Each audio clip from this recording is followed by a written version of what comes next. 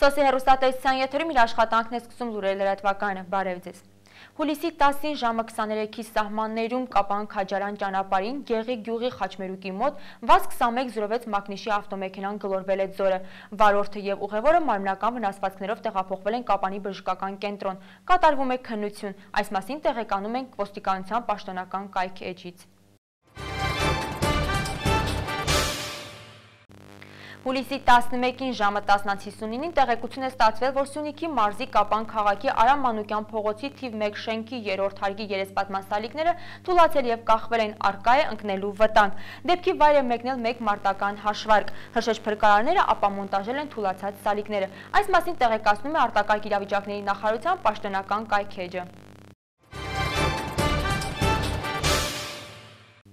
Պարենային անվտանգության ռազմավարության մշակման նպատակով նույնանուն ծրագիր է իրականացնում Oxfam Հայաստան կազմակերպությունը։ Մարզի քաղաքների եւ գյուղերի ակտիվ ֆերմերների հետ կայացած հանդիպում քննարկման նպատակն էր վերհանել ոլորտի խնդիրներն ու դրանց լուծման համար ստեղծել աշխատանքային խումբ։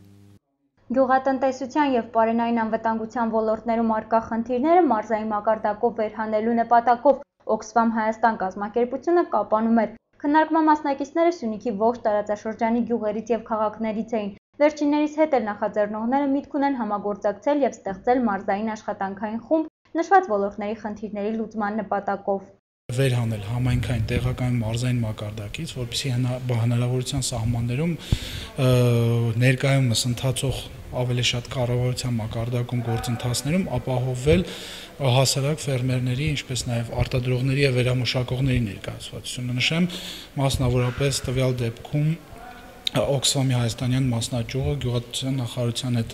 համագործակցաբար ձեռք են բերել համաձայնություն աշխատելու գյուղերով գյուղատնտեսության 2015-25 թվականների ռազմավարության կամ զարգացման ռազմավարության վրա,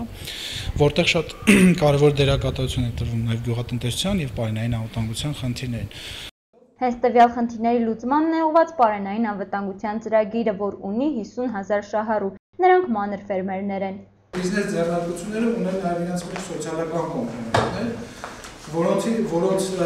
հիմնական խնդիրը կայանում է օպերատիվների կողմից նման գործունեության արդյունքում ձևավորած եկամուտի շահույթի մի մասը նաև ներկայացնել կամ հատկացնել համայնքային սոցիալական խնդիրներին, այսինքն իրավունությունը այն է, որպեսզի գումարը, որը առաջանում համայնքում կամ կոոպերատիվ ոչ թե համայնքից դուրս գա, ներդրվի համայնքի ներսում։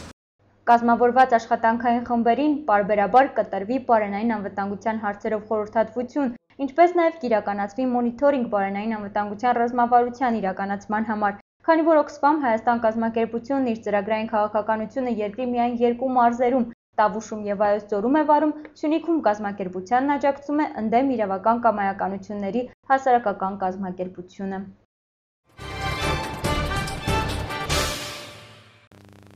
Իմ արյունը կարող է դառնալ փոքրիկի կյանք կարգախոսով Գորիսում կազմակերպել էր անհատույց արյունատվության ակցիա։ Ծրագրի կազմակերպիչները այս քայլով նպատակ ունեն հիվանդ երեխաների բուժումը ավելի արդյունավետ դարձնել։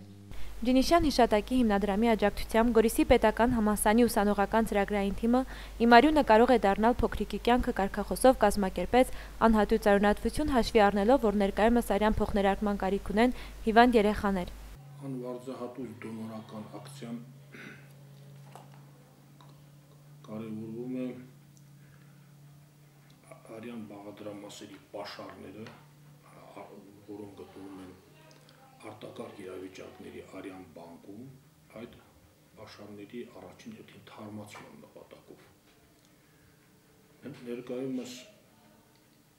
արտակարգ իրավիճակների արյան բանկում կան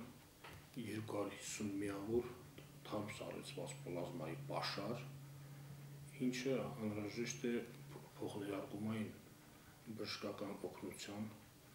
նպատակով։ Ջինիշյան հիշատակի հիմնադրամի ծրագրային թիմը կազմակերպել է «Իմ արյունը կարող է դառնալ փոքրիկի կյանք» արյունատվության ակցիան, խնդիրն է վերացնել դոնոր գտնելու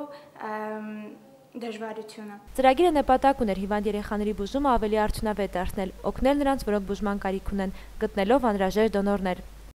Ինչ վերաբերում է այս ակցիաների մեջ երիտասարդության ընդգրկվածությանը, ապա պետք է ասել, որ Գորիսի շրջանը կոնկրետ ավելի պակաս նախաձեռնություն է ցուցաբերում։ Այս ծրագրով մենք ցանկանում էինք հասարակության մեջ ամրապնդել այն գաղափարը, որ դոնորատվությունը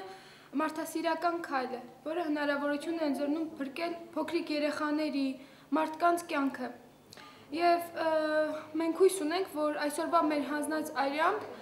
մենք գոնե կփրկենք մի քանի մարդկանց կյանք։ Նախքան արյուն տալը բժիշկները զննեցին դոնորներին։ Թվով 20 երիտասարդներ էին ցանկություն հայտնել արյուն հանձնելու։ Չնայած առողջական որոշ խնդիրների պատճառով ոչ բոլորը կարողացան արյուն տալ, սակայն մասնակիցները պատրաստական էին, որ վերականգնվելուց հետո առաջիկայում էլ կներկայանան որպես դոնորներ։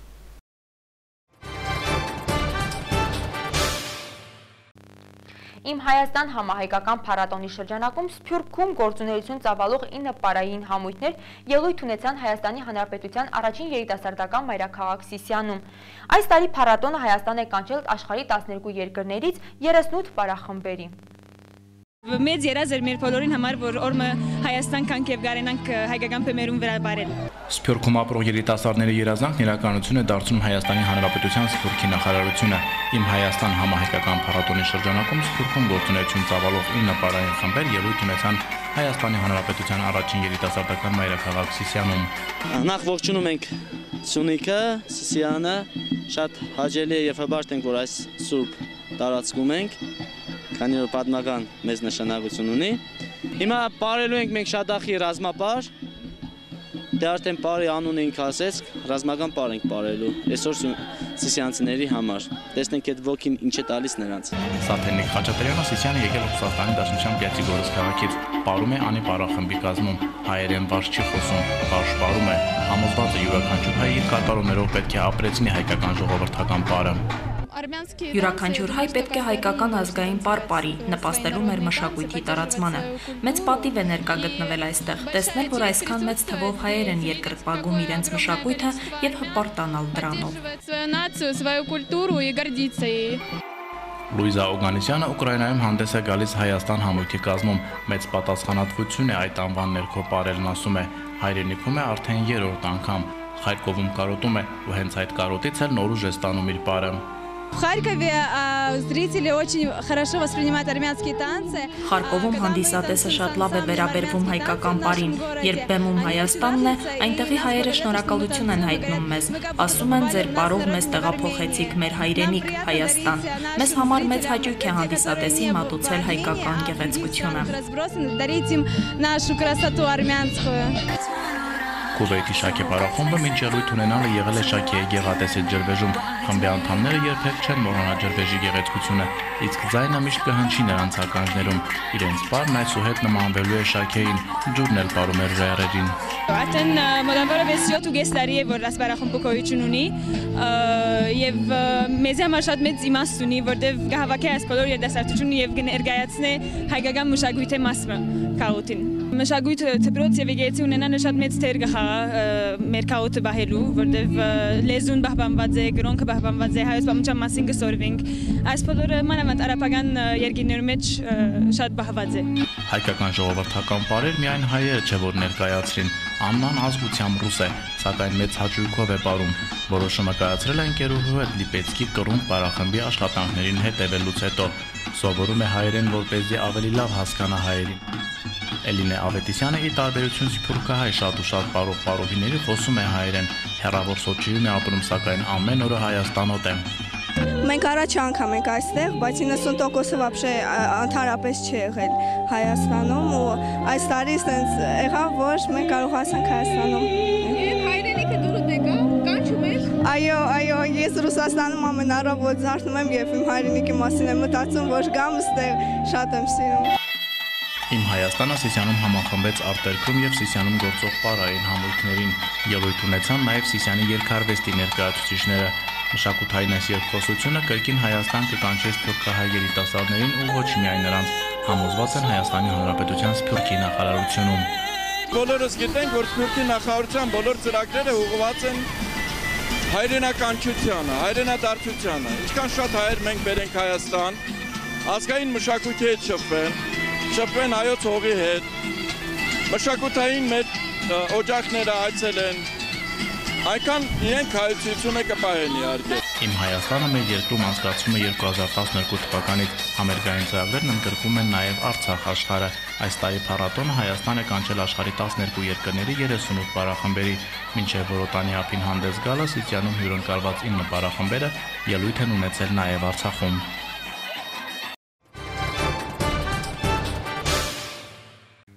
Կայացավ Միս և Միստր Կապան գեղեցկության, նրբագեղության և ներդաշնակության մրցույթ փառատոնը։ Մրցանակակիրները կմասնակցեն նաև հանրապետական փուլին։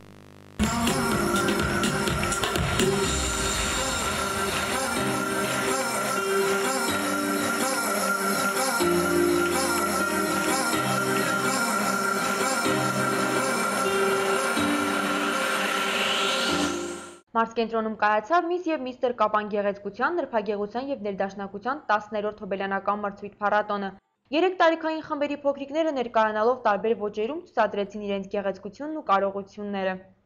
Աշխատանքներ ենք անցկացրել պարուսույցների հետ։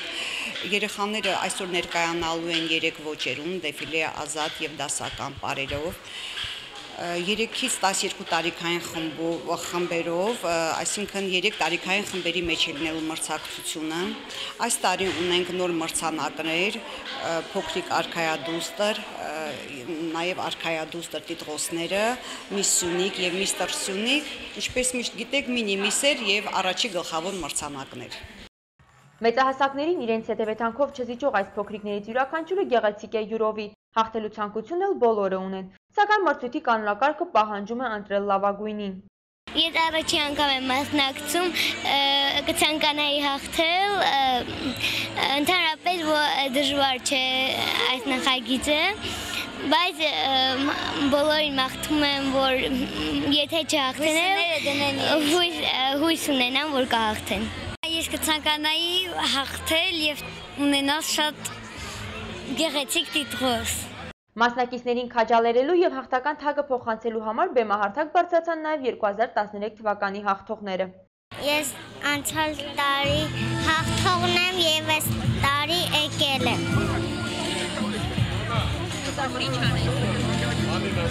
Որ թագ բաժանեմ երեխեքին։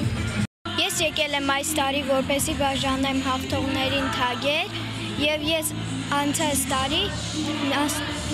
արժանացել եմ Միս ֆոտոմոդել տիտղոսի։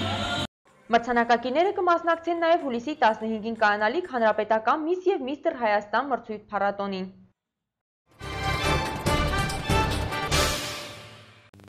Գերմանիան երկրից արտաքսել է ամերիկյան հատուկ ծառայությունների ներկայացուցիչներին։ Ուկրաինայի արևելքում աճում է զոհերի թիվը։ Թողարկումը շարունակում ենք միջազգային լուրերով։ Գերմանիան արտաքսել է երկրից ամերիկյան հատուկ ծառայությունների ներկայացուցիչներին։ Այդ որոշումը կայացվել է Միացյալ Նահանգների օգտին լրտեսության կասկածանքների պատճառով։ Մեկ շաբաթվա ընթացքում Բերլինը բացահայտել է 2 ենթադրյալ ամերիկացի գործակալների գերմանական անվտանգության կառույցներում և պաշտպանական գերատեսչությունում։ ԱՄՆ պետդեպարտամենտը ձեռնպահ է մնացել այդ առթիվ մեկնաբանություններ անելուց։ Դեռևս տարեսկզբին, երբ ամերիկա-գերմանական սկանդալը առաջին անգամ բորբոքվեց, Բարակ Օբաման հայտարարեց, թե հստակ հրահանգներ է տվել իր հատուկ ծառայություններին տեղեկատվություն հավաքելիս ինչ անել և ինչ չանել։ Այն ժամանակ հայտնվել են տեղեկություններ, որ ԱՄՆ անվտանգության գործակալությունը գաղտնալսել է Գերմանիայի կանցլերի հեռախոսը։ Կատարվածի բոլոր հանգամանքների և Մերկելի հեռախոսի գաղտնալսման պատմության ուսումնասիրությամբ այժմ զբաղվում է հատուկ հանձնաժողովը։ 3 ուկրաինացի զինծառայողներ Դոնեցկի և Լուգանսկի ինքնահռչակ հանրապետությունների մոտ 50 կողմնակիցներ են զոհվել անցած գիշեր Ուկրաինայի արևելքում, այդ մասին հաղորդել են ուժային օպերացիայի շտաբում։ Անջատականները այդ տվյալները չեն մեկնաբանում։ Զինվորականները զեկուցում են, որ հսկողության տակ են վերցրել մի շարք սահմանապահ պահակակետեր, իսկ Դոնեցկի կողմնակիցները հեռացել են Սևերսկից։ Դոնեցկում գիշերն անհանգիստ էր։ Անջատականները գնդակոծել են քաղաքային օդանավակայանը, որն այժմ վերահսկում են ուկրաինացի զինվորականները։ Մերձակա շրջանների բնակիչներին խորհուրդ են տալիս տներից դուրս չգալ։ Դոնեցկի ժողովրդական հանրապետության վարչապետ Ալեքսանդր Բարադայը հայտարարել է, որ պատրաստվում է մասնակի տարհանում քաղաքից, ընդ որում նրա խոսքով Ռուսաստանը ստիպված կլինի ընդունելու ևս մի քանի 100,000 փախստականների։